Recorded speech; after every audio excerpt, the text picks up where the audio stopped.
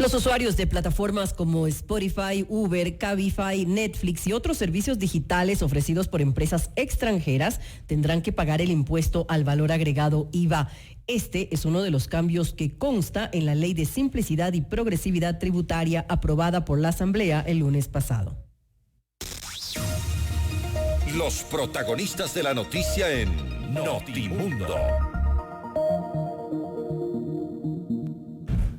Así es, vamos a hablar de este tema específico que trae el proyecto de ley de simplicidad tributaria recientemente aprobado por la Asamblea y que aguarda aún la sanción presidencial, pero por lo que sabemos, el Ejecutivo autor de este proyecto está bastante complacido con lo aprobado, de manera que si hay algún tipo de veto parcial será algo menor, algún detalle de forma y no de fondo.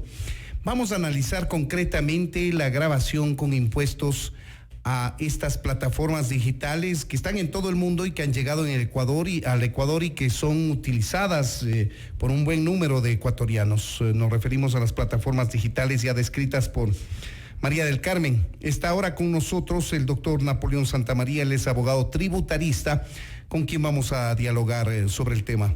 Doctor Santamaría, bienvenido a Notimundo, buenas tardes. Buenas tardes, mi querido Freddy, Mari Carmen, querido radioescuchas, un afectuoso y caluroso saludo a propósito de esta tarde media fría de la ciudad de Quito. Qué bien, viene con todos los ánimos, doctor Santamaría, muchas gracias por su tiempo.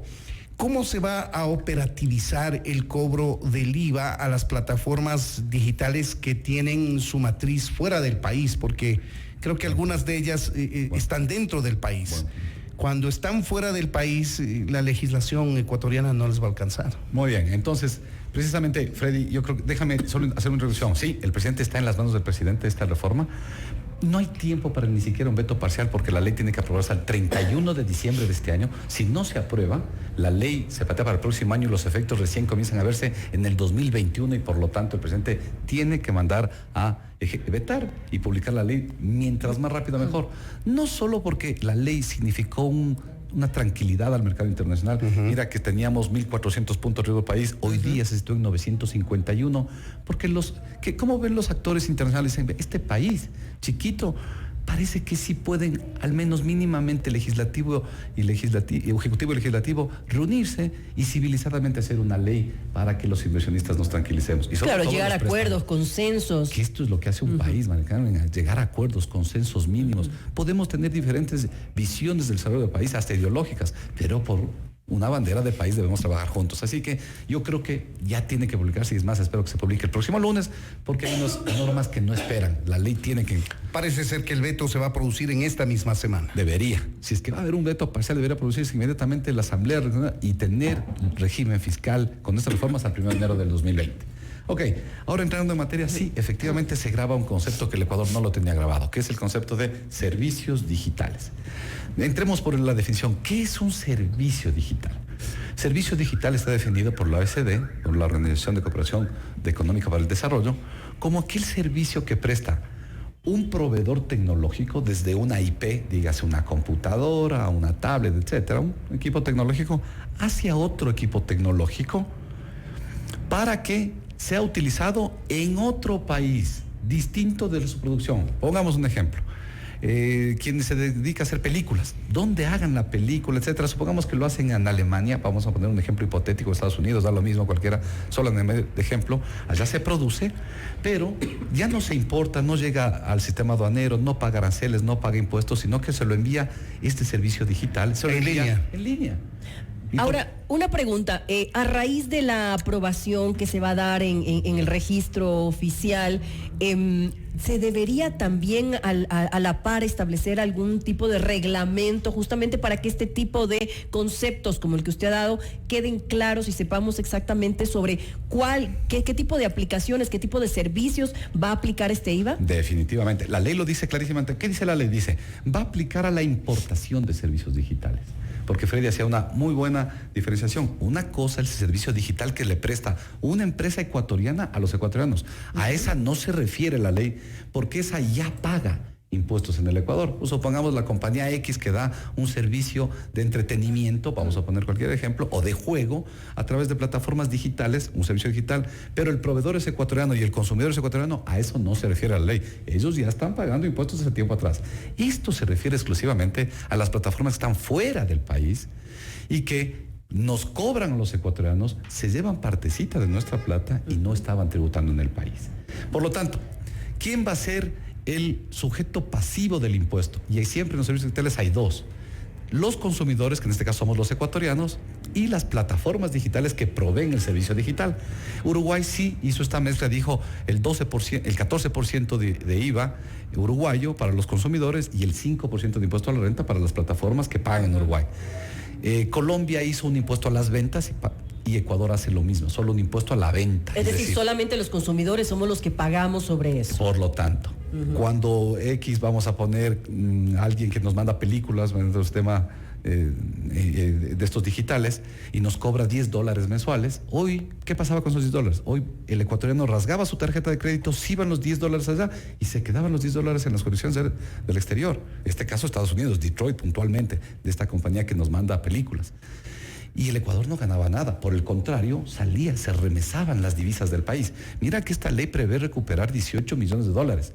Si 18 millones el 12%, en la base estamos hablando más o menos de 140, 150 millones de dólares que se van del país por este concepto. Así que, si bien el impuesto no es tan recaudatorio, porque estamos hablando de 18 millones frente a los 15.240 millones que recauda el país, la base, la masa monetaria, la liquidez del país, salen 150, 160 millones al exterior. Ok, y entonces, ¿cómo va a funcionar esto? Va a funcionar que ahora, si yo tengo un servicio digital para ver películas, entonces llega la película, ya no voy a pagar los $10 que estaba pagando, sino voy a pagar 11.20. Más el 12%. Claro, porque ya sería 10 más el 12% del IVA, la tarifa que me cuesta a mí como consumidor es 11.20. Pero ahí yo como consumidor estoy pagando el IVA. ¿Cuándo debería pagar la empresa que oferta el servicio? Cuando deberíamos pagar los dos realmente. Deberíamos pagar nosotros los consumidores, porque aquí hay que decirle a los ciudadanos, ¿quiere celeste, querido amigo? Entonces le cuesta. Usted quiere tener una plataforma para ver películas, está bien, tiene todo el derecho, pero tiene que contribuir al país. Luego, también comparto con lo que dice Freddy, esa compañía deberá pagar impuestos. Esa reforma no entró, esa reforma no pasó. Yo creo que ese es un tema que queda pendiente para una futura reforma, golpear las plataformas Ahora, digitales. pero para esto las empresas deberían sacar un RUC. O sea, ¿sería esto indispensable para que se pueda aplicar este impuesto de alguna forma? Muy bien, pongamos la casuística. ¿Cómo funciona este tema de plataformas digitales? Y esto hay que decirles a los jóvenes, especialmente los que salen de la universidad. Este es el momento que deben comenzar a pensar, entrar a la economía digital. La economía digital tiene igual ratios de evolución en estos ciclos económicos, y los primeros es el entretenimiento, las películas, pero luego ya son negocios, bitcoins, por ejemplo, plataformas jurídicas, económicas, financieras.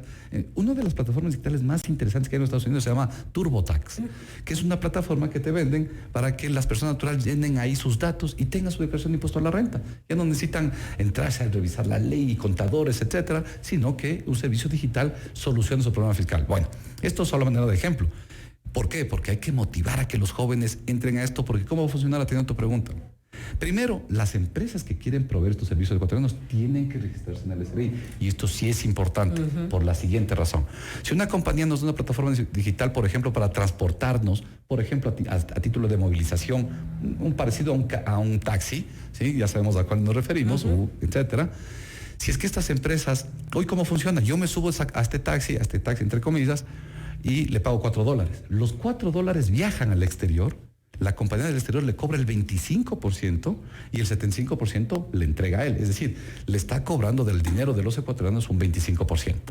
Que todo esto es facilísimo. ¿Por qué? Porque yo puse mi tarjeta de crédito. Por lo tanto, los emisores de tarjetas de crédito del país, que son los bancos, tienen la información de cuántos consumos tiene, en este caso María de Carmen, Napoleón Santaverio, cualquier persona, cuántos consumos tenemos realizados vía servicios digitales. Y por lo tanto, la tarjeta de mi cuenta me coge el 12% de todos mis consumos digitales, me debita ese valor, y la tarjeta de crédito le manda y le entrega al SRI. Claro, pero aquí como somos expertos en hacer un bypass a las normas, por ejemplo, con el mismo ejemplo que usted acaba de hacer, doctor Santamaría, hay la posibilidad de pago en efectivo en estas plataformas que ofrecen movilización. Interesantísimo. Entonces yo no pago con tarjeta de crédito, pago en efectivo, no hay un rastreo de esta operación y no pago el impuesto. Es interesantísimo lo que planteas porque esto lo pensaron las plataformas digitales, pero ellos lo pensaban para cobrar este 25%. Y la verdad es que no hay forma de salirse. Pongo el ejemplo. Entonces yo me subí a este taxi porque ya utilicé la plataforma y llamé a mi taxi y llegué y me va a cobrar 4 horas. Pero ya con la tarjeta no hay cómo salirse porque la tarjeta va a informar al SRI y me va a cobrar el dinero y lo va a reportar. Pero podría coger la plataforma y decir voy a pagar en efectivo, pero las plataformas me dan la posibilidad de pagar en efectivo, en este caso de servicios consumidos aquí. Pero ¿qué es lo que pasa? Como el sistema deja la trazabilidad de la operación, queda claro, quizá no el nombre del usuario, Napoleón Santamaría, pero sí que esta plataforma ha cobrado $5 en efectivo. Y entonces, ¿cómo se soluciona el problema? La siguiente carrera, entre comillas, que hace esta unidad de transporte, y lo hace con tarjeta de crédito, primero, la plataforma del exterior le dice, hey, señor, usted tenía un consumo, un pago en efectivo de $5. De eso me debe el 25%, me debe $1.25.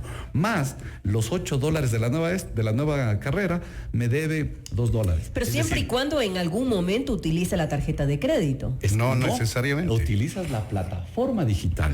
Acuérdate que cuando llamas a movilizarte un taxi, siempre la trazabilidad de la operación queda registrado de forma tecnológica, informática en la plataforma. Pero va a tener acceso el Estado a esa plataforma. Es más, si ponemos nombre de si me permiten, no hago propaganda, pero para que los ciudadanos entiendan, si Uber quiere seguir operando para el país, necesariamente tiene que registrarse Uber como un prestador de servicios digitales en el país y entregar la información de toda su plataforma digital al servicio de rentas internas. Por lo tanto, esta buena observación que tú lo hacías, porque ese era el mayor miedo, que la digitalización salga de la trazabilidad financiera y pase a la monetización, es decir, al dinero efectivo, y eso sería terrible. En vez de avanzar, retrocedemos por hacerle un bypass a la norma. Verdad, esto es imposible porque el SRI va a tener acceso a la información de las plataformas digitales, se paguen o no en efectivo. Ahora, un tema que va ligado a esto es que el momento en el que estas operadoras de transporte a través de plataforma digital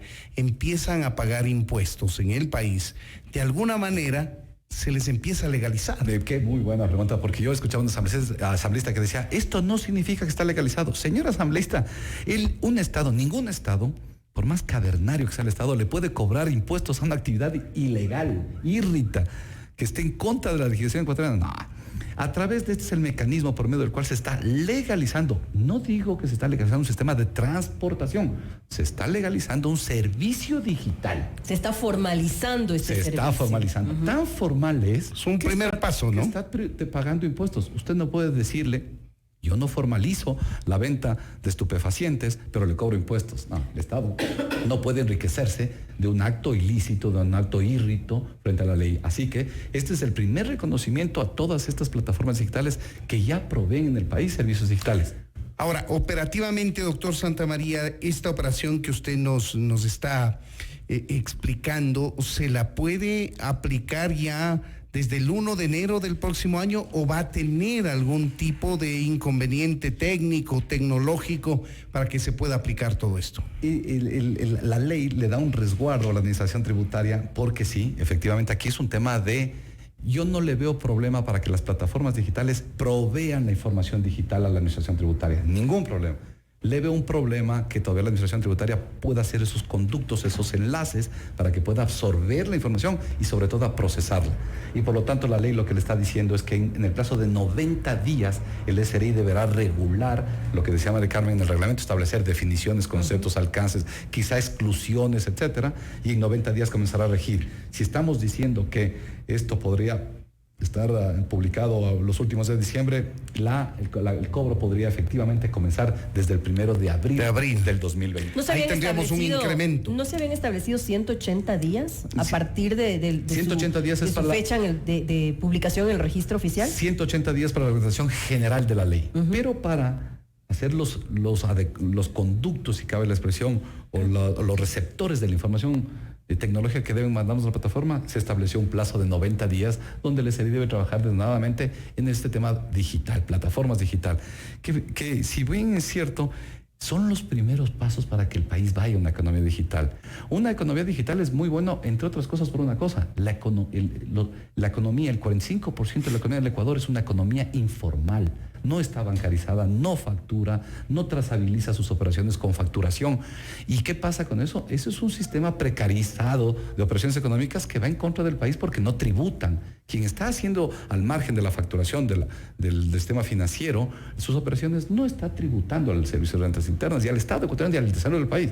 Por lo tanto, ir digitalizando e incorporando la tecnología a las operaciones económicas es un primer buen paso para incorporar a estas personas que todavía no lo han hecho. ¿Cómo está el Ecuador en el derecho comparado de la economía digital? Nosotros estamos en pañales. Nosotros somos el último país en ingresar a esto, porque yo creo que el gobierno lo vendió mal. Si no me acuerdo, era un viceministro de Finanzas quien hace unos meses, quizá un año, anunció, pero lo anunció de una forma no muy precisa. Pero si hacemos un mapeo, Colombia lo tiene, Perú tiene impuestos de economía digital, los dos, los que tú haces referencia, Freddy, impuesto a la renta e IVA. Uruguay lo tiene, Chile lo acaba de incorporar, Argentina, Brasil lo tiene, México desde luego. Y nosotros con Paraguay, Bolivia y otros países somos los últimos que... ¿Y por qué es esto? Porque todavía no hemos visto la necesidad que el mundo, Freddy, el mundo y los jóvenes tienen que saber esto. El mundo va a la digitalización. El problema que se discute ahora en Europa, Freddy, el serio problema que los tributaristas discuten en Europa, ahora Portugal discute esto, por ejemplo, es ¿cómo vamos a hacer para que aquellas personas que se desplazan del mercado laboral, porque entra la robótica y la digitalización a los procesos productivos, y ya no necesito tanto mano de obra y por lo tanto no necesito mucha gente emplearla, pero ¿cómo atiendo a estas personas que se van al desempleo? ¿Qué trabajo les doy? ¿Y qué trabajo les doy? Y ahora están creando en Europa, están pensando en el salario básico humano. No es en el salario mínimo vital, sino el salario básico humano, que es trabaje o no trabaje, recibe una remuneración. Tendrá que recibir 1.000 euros, el famoso Ahora, 1.000 eurista. Sin lugar a dudas, esto va a ser interesante para las plataformas digitales porque ellos no tienen que pagar absolutamente nada de la forma en que se ha planteado. Los que terminamos pagando vamos a ser los consumidores. Pero ¿de qué forma se debería reforzar esto como para que además se incentive el uso de estas plataformas? Porque obviamente al Estado le va a representar ahora un ingreso en la recaudación. Este es interesantísimo también porque en julio del 2018, Amazon tenía que establecer un clúster latinoamericano, realmente del Pacto Andino, unas bodegas gigantes para que todos los queridos radioescuchas nos entiendan. ¿Por qué? Porque Amazon nos mandaban desde su centro de almacenaje de Miami. Y esto era muy difícil para que llegue el producto que se compraba vía servicios digitales para que llegue a Quito, a Bogotá, etc. Y finalmente Amazon decidió Bogotá, o de Colombia en general, con 3 módulos, uno en Bogotá, uno en Cali y uno en Medellín. Finalmente decidió Bogotá. Y yo estuve presente y le decía a la directora de impuestos, ya le decía a Natasha, le decía, ¿por qué crees que decidió Amazon irse a Colombia? Decía, porque es el país que se anticipó en reglamentar esto. En la legislación. En la legislación. ¿Y qué le interesa al inversionista del exterior? No le interesa, y esto hay que sacarse, no cero impuestos. Reglas claras. Reglas claras. A ver, me va a cobrar el 12 más el 5, listo, yo juego así, pero no me cambie, eso sí, no esté todos los años moviendo. Y finalmente el Ecuador perdió porque el Ecuador era de los candidatos. Geopolíticamente está muy bien ubicado el Ecuador. Es espectacular por nuestra costa. Y la dolarización también resulta atractiva. Somos un clúster perfecto financiero por sistema dolarizado. Así los es. estados financieros no se deterioran por un cambio de moneda ni de evaluación monetaria. O sea, hay unas condiciones que el país todavía no se había aprovechado. Pero no hay seguridad jurídica. No hay seguridad jurídica provocada por los políticos irresponsables que nos gobiernan y que nos han provocado esto. Pero hay que decir que las universidades deben motivar esto, que los jóvenes escuchen, los jóvenes del país. Yo soy profesor universitario, como tú sabes, Freddy, y a mí me aterra cuando doy clases verles los rostros de estos jóvenes, saber que solo el 38% de estos chicos tendrán pleno empleo si es que lo encuentran, porque el 62% de los jóvenes que salen no tienen empleo y se viven en el subempleo o en el desempleo. A estos muchachos hay que hablarles, para estos muchachos hay que trabajar en un país y decirles, esta es una opción, entrar a servicios digitales, a plataformas digitales, a la tecnología. Una forma para salvar el país ya no solo es producir en el campo, que es importantísima y que habrá que volver, pero podemos ahora producir con ciencia y con tecnología. Es un llamado a que los ciudadanos impulsen estos servicios. Ahí tienen ustedes, amigos oyentes, son las expresiones del doctor Napoleón Santamaría, abogado tributarista, dándonos unos tips respecto de cómo se implementaría el cobro del impuesto al valor agregado que acaba de aprobar la Asamblea para los servicios digitales, estos específicamente que se encuentran fuera de nuestro país y que tienen clientes en el Ecuador. Doctor Santamaría, muchas gracias por habernos atendido. Encantado, Freddy. Saludos, Mari Carmen. Esto es Notimundo, amigos, siempre bien informados. Los invitamos a seguir en vivo nuestros noticieros en FM Mundo Live en la web www.fmmundo.com.